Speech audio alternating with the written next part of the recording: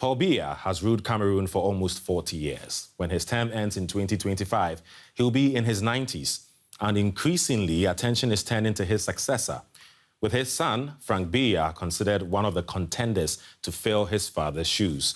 A number of political campaign groups have been stoking the fires of succession on his behalf and raising the possibility of yet another political dynasty taking shape, as DW's Blaze Young reports from Douala.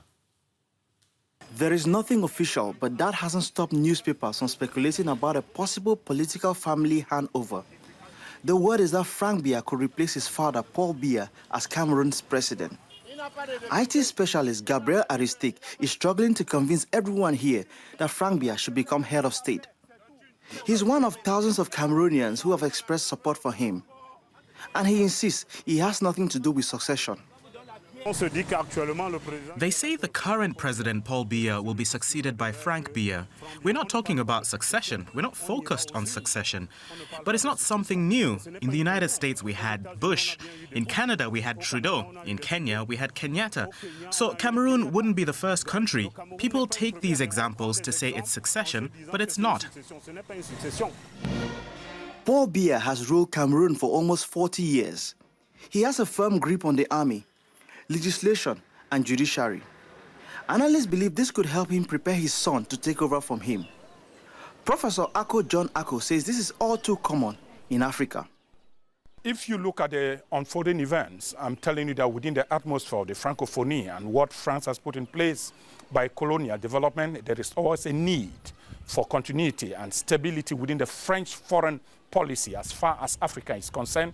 And several times, if you look around the region, you realize that the situation in Togo is not different from that which is taking place in Gabon. It might have not been equally be different from what you have just witnessed in the center, in Chad and many other areas. And I don't think Cameroon is going to be an exception.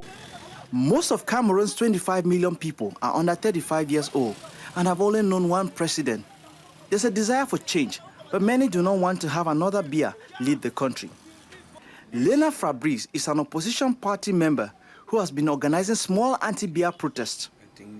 He is strongly opposed to having Franck Biya as the next president. It's better the devil you know than the angel you don't know. He might come to drag the country to another disastrous abyss, or perhaps stay longer than his father, and Cameroon will lose its identity. By law, the president cannot hand over power to his son.